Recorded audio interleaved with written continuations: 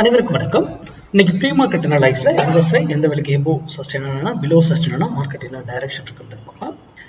இதை வைத்துலாம் நம்ம ட்ரேட் பண்ண மாட்டோம் சார். இது நீங்க சிந்திப்பதற்கான வீடியோ.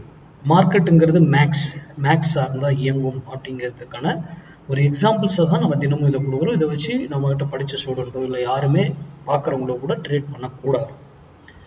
உங்க டெக்னிக்கல் நீங்க என்ன வேணா ட்ரெண்ட் லைன் பார்க்கலாம், பிரைஸ் ஆக்ஷன் பார்க்கலாம், பேட்டர்ன்ஸ் பார்க்கலாம், ஓப்பன் ட்ரெஸ் பார்க்கலாம், எதை வேணா நீங்க பார்க்கலாம். அதை கூட மேட்ச் ஆச்சுன்னா நீங்க பயன்படுத்திக்கலாம். நம்ம அதெல்லாம் பார்க்கறது கிடையாது. சம் மேக்ஸ், அதுக்கு செட்டட் ரூல்ஸ், அங்கே நம்ம என்ட்ரி எங்கே எக்ஸிட் பண்ணுறோம், அவ்வளோதான்.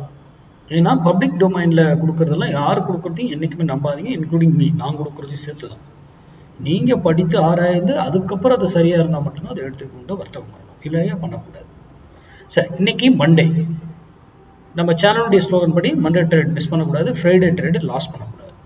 Very important. ஓகேங்களா? அது சைக்காலஜிக்கலாக நீங்கள் ஃபாலோ பண்ணணும். இன்னைக்கு 25,900 புட்டு 102 rupees எபோ இருந்தால் மார்க்கெட் வந்து ஃபால் ஆக ட்ரை பண்ணும். பிலோ இருந்தால் மார்க்கெட் அப் ஆக ட்ரை பண்ணும். மார்க்கெட் நான் சொல்றது மார்க்கெட் அப் ஆகும். கீழே இருந்தால் 102 rupees பிலோவில், மேலே இருந்தால் மார்க்கெட் ஃபால் ஆகும். ஓகேங்களா?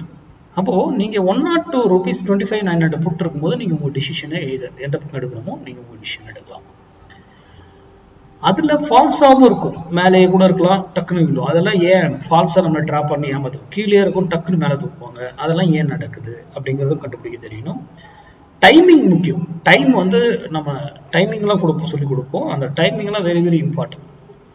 அடுத்தது இங்கேருந்து மேலே போச்சுன்னா ஒரு வேலையில திரும்பி ஆகணும், அது எதிராக அதே டைரக்ஷன் போகும். அதே போல் கீழே வந்தால் ஒரு வேலையில திரும்பி ஆகணும், அதே டைரக்ஷன். அது போல் ஸ்டெப் பை ஸ்டெப்பாக அது 1000 பாயிண்ட் ஏறினாலும் எப்படி ஏறும், இறங்கினா எப்படி இறக்கும் அப்படிங்கிற மேக்ஸை நமக்கு முன்னாடி இருக்கும்.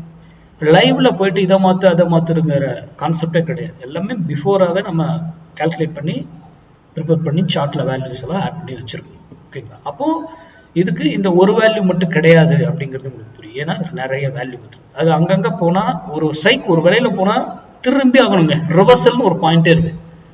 எய்தர் ஆப்போசிட் டைரக்ஷன் ஆர் அதே டைரக்ஷன், திரும்பி ஆகணும் அந்த இடத்துல.